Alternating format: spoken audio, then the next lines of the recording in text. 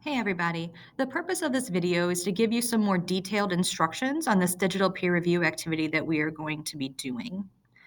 One of the first things that you will see for this activity is this, I guess I'm going to call it an instruction sheet. I know it looks weird that it has like one right next to the other, but I have it set up this way so that if and when we can ever come back in person like normal, I'll be able to just print these off and I can have them set at the tables and ready to go instead of having them digitally. These are set up like a checklist. That's why those boxes are there just like that. And it tells you step by step what you will need to do. And I want to take you step by step through these so that we know exactly how to do all of these things. For example, the first step is to share your Google document with your partner, giving commenter access for the next 12 hours. You may not have even known that Google gives certain permissions when you share with people. So let me show you how to do this. Let's say this is your beautiful document. I know yours probably does not look like this, but let's go ahead and pretend. You click share. You start typing in the name of your partner. And I'm going to do fake student. And when that pops up, there is this little box right here. You have the drop-down box. Go ahead and turn it to commenter. And then you can hit send. And there, commenter status done. Now, if we go back to the instructions, the next thing is when you get your partner's document. You will not have to turn on suggesting mode on your own document. When you are reading your partner's, just in case they did not give you commenter access and they gave you full editing access, I don't want you to do that. I want to make sure that you are in suggesting mode. So, just in case your partner did not do it correctly, here is how you turn on suggesting mode.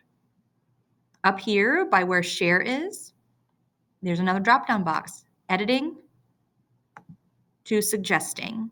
And that makes it so that it does not take away anything that they have done and instead only gives the option. So see here right off the side, when I went ahead and clicked the delete button and did that, it popped up on the side saying, hey, I suggest that you delete these things. And that would give the owner of the document the option to either take that suggestion or to reject it. That way you're not getting rid of anything that is actually there, but you can go ahead and type all over it within reason. Because here is the next step.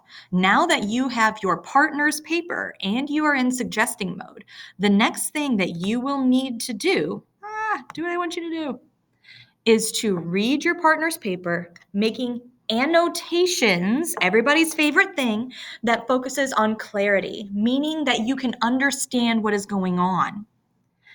One thing in all bold, do not comment on grammar unless it affects your understanding of the content.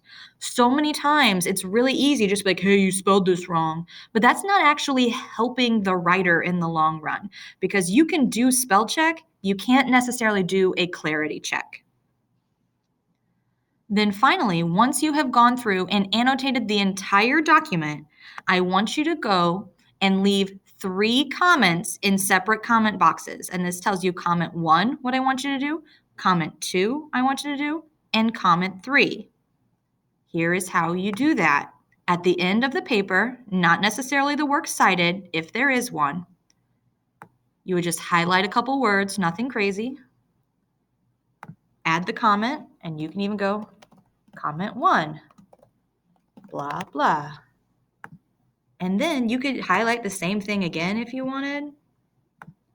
And you could do comment 2, blah, blah, etc. until you have your comments.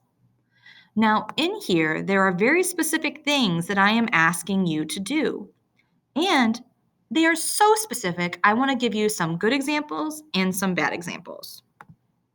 So, the first comment, the instructions are telling you to summarize your partner's paper in 3 to 5 sentences. And that's all well and good. At this point, 3 different types of student normally shows up. There's the student that actually wants to help their partner and they get down and dirty and they try to make sure that all of their comments are going to help their partner's paper become better. There's the student that is just doing it so that whenever I look at it to grade it, I can see that they did it, but they're not actually trying to help. They're just trying to get by. And the third student doesn't do it at all. So I just really want to differentiate between that super helpful student and the one that is just doing it. So in a summary, when you are summarizing a partner's paper in 3 to 5 sentences, here's the type of thing that I'm going for. Play is extremely important to children's well-being. It can affect children's development in many areas, such as behavior and brain development, et cetera, et cetera. There are specific examples, just like you would do on a summary of a story or an article or anything else that we did. I expect the same type of summary. The students that are just trying to do it, you wrote about cyberbullying, you used research, it was great. There's nothing there. Like they probably didn't even read the paper, or at least there's no evidence that the paper was actually read. The more detail, the better. That way, your summary can help your partner in case like they forgot something important or they were trying to make a different point entirely that was confusing. That is why I have you summarize this. For comment number 2, this is all about finding areas of improvement. Here are the direct instructions. Discuss the one area you think your partner needs to improve upon the most. Remember at this point that you are only concerned about clarity, meaning things are clear and you can understand. Again, the helpful, I was a little confused about when you started talking about the school principal. Was it happening to you or was this happening to your sister? I think if you fix this part here, everything would flow a little bit better. That says something very specific, that is talking about something that was confusing so that like it will improve the clarity if that part gets fixed. And then the students that were just doing it, you don't need to improve on anything. This is great. That's not helpful. Like that might be complimenting your partner, but it's not going to make their writing better in the long run. Take off that super duper friend hat and find something that can be improved. Or you might have a partner that does the exact opposite. Oh my God, your grammar is terrible. I couldn't get past it. You spelled this one word wrong twice. You didn't capitalize your I's, etc., etc. One, really? Does it bother you that much? And two, just because you didn't capitalize the I doesn't mean that you didn't get your point across. So when you are commenting on something that needs improvement, please do not focus on grammar unless the grammar is so terrible that you literally could not understand what was being said. And then finally, comment number 3 is all about things that were done well.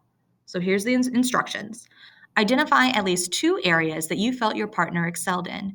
Give specific examples. Quote your partner's paper or talk about specific sections. That's the important part. Since you are trying to talk about things that are done really well, if you just do the blanket, you don't need to improve anything. This is great. Or your paper was really good. I could understand it. Okay, does that mean there were no excellent sections? Everything was just kind of there? Hooray.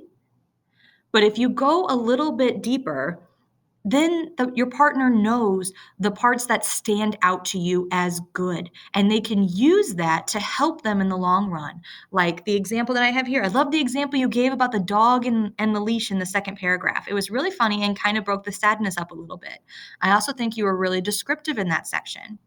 That could tell your partner that description is added, or maybe the paper was a little too sad and they need to have some comic relief thrown in there a little bit more. There are plenty of different things that excellence and pointing that out specifically can help us do. So that is what you are going to be doing on your partner's papers. Annotating it, and then leaving 3 comments at the bottom. Now, if you want to go through and suggest some grammar edits, you are welcome to do that, but do not spend your whole time doing that. That is a waste of time completely. And then finally, at the very end, whenever you are 100% done, make sure that you unshare your paper with your partner. Now, they should only have suggesting mode, but just in case you did it wrong on accident, make sure that you unshare. So that's it as far as this. If you have any questions, make sure to let me know. And yeah, that's it. I can never get it to stop.